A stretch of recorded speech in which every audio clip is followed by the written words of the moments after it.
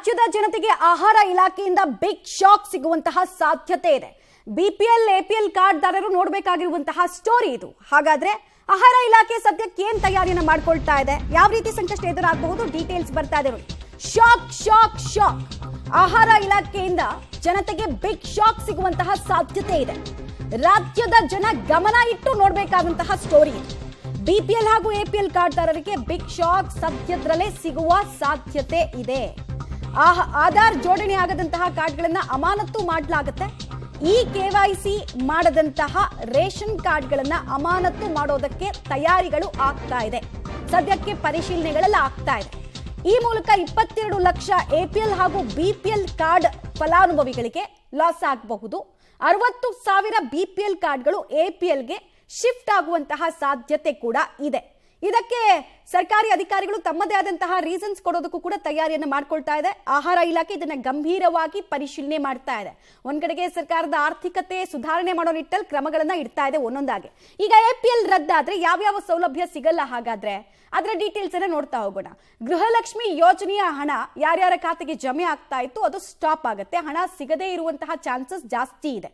ಹಾಗೂ ರಿಯಾಯಿತಿ ದರದಲ್ಲಿ ಅನ್ನಭಾಗ್ಯ ಯೋಜನೆ ಮೂಲಕ ಅಕ್ಕಿ ಸಿಗ್ತಾ ಇತ್ತು, ದುಡ್ಡು ಕೂಡ 5 ಕೆಜಿಗೆ ಸಿಗ್ತಾ ಇತ್ತಲ್ಲ, ಸೊ ಅದೆಲ್ಲವೂ ಕೂಡ ಸ್ಟಾಪ್ ಆಗುವಂತಹ ಸಾಧ್ಯತೆ ಸದ್ಯಕ್ಕೆ ಕಂಡು ಬರ್ತಾ ಇದೆ. ಹಾಗೂ ಸರ್ಕಾರಿ ಕೆಲಸಗಳಿಗೆ ಅರ್ಜಿ ಹಾಕಬೇಕು ಅಂತ ಹೇಳಿದ್ರೆ ಈ ಎಪಿಎಲ್ ಬಿಪಿಎಲ್ ಕಾರ್ಡ್ ಮಸ್ಟ್ ಅಂತ ಹೇಳ್ತಾರೆ. ಅದರ ಅಡ್ವಾಂಟೇಜ್ ಜಾಸ್ತಿ ಇದೆ. ಯಾವುದೇ ಯೋಜನೆಗಳ ಲಾಭ ಪಡೆಯೋದಕ್ಕೂ ಕೂಡ ಮಸ್ಟ್ ಅಡ್ವಾಂಟೇಜ್ ಜಾಸ್ತಿ ಇದೆ. ಸೊ ಅದೆಲ್ಲವೂ ಕೂಡ ತಪ್ಪೋ ಸಾಧ್ಯತೆ ಇದೆ. ವಿವಿಧ ಸರ್ಕಾರಿ ಸೌಲಭ್ಯಗಳು ಕೂಡ ಸಿಗಲ್ಲ. ಕೇಂದ್ರ ಸರ್ಕಾರಿ ಸೌಲಭ್ಯ ಸಿಗಬೇಕು ಅಂದ್ರೂ ಕೂಡ ಇದೆರಡು ಇಂಪಾರ್ಟೆಂಟ್ ಆಗುತ್ತೆ. ಸೊ ಈ ರೀತಿ ನಿರ್ಧಾರಕ್ಕೆ ಬರುವ ನಿಟ್ಟಿನಲ್ಲಿ ಪರಿಷ್ಕರಣೆ ನಿಟ್ಟಿನಲ್ಲಿ ಯೋಚನೆ ಆಗ್ತಾ ಇದೆ. ಆಯುಷ್ಮಾನ್ ಭಾರತ್ ಯೋಜನೆಯ ಲಾಭ ಕೂಡ ಸಿಗದೆ ಇರಬಹುದು.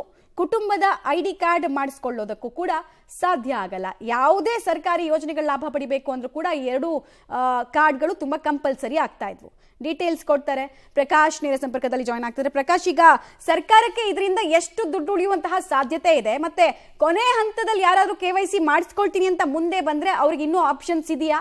ಯಾವ್ಯಾವ ರೀತಿ ಪರಿಷ್ಕರಣಾ ಹಂತದಲ್ಲಿ ಸರ್ಕಾರ ಈ ನಿಟ್ಟಿನಲ್ಲಿ ಯೋಚನೆ ಮಾಡ್ತಾ ಇದೆ? ರಾಜ್ಯದಲ್ಲಿ ಬೋಗಸ್ ರೇಷನ್ ಕಾರ್ಡ್ಗಳು ಹೆಚ್ಚಾಗ್ತಾ ಇದ್ವು. ಅದನ್ನ ತಡೆಗಟ್ಟುವಂತಹ ನಿಟ್ಟಿನಲ್ಲಿ ರಾಜ್ಯ ಆಹಾರ ಇಲಾಖೆ ಕೂಡ ಮುಂದಾಗಿತ್ತು. ಸೊ ಹಾಗಾಗಿ ಈ ಕೆವೈಸಿಯನ್ನ ಅಂದ್ರೆ ಆಧಾರ್ ಜೋಡಣೆಯನ್ನ ಮಾಡ್ಕೊಳ್ಬೇಕು ಅಂತ ಹೇಳಿ 2019 2022ರಲ್ಲಿ ಕೂಡ ಹೇಳಿತ್ತು. ಆಗ್ಲಿಂದಲೂ ಕೂಡ ನಿರಂತರವಾಗಿ ಹೇಳ್ತಾನೆ ಬರ್ತಾ ಇತ್ತು.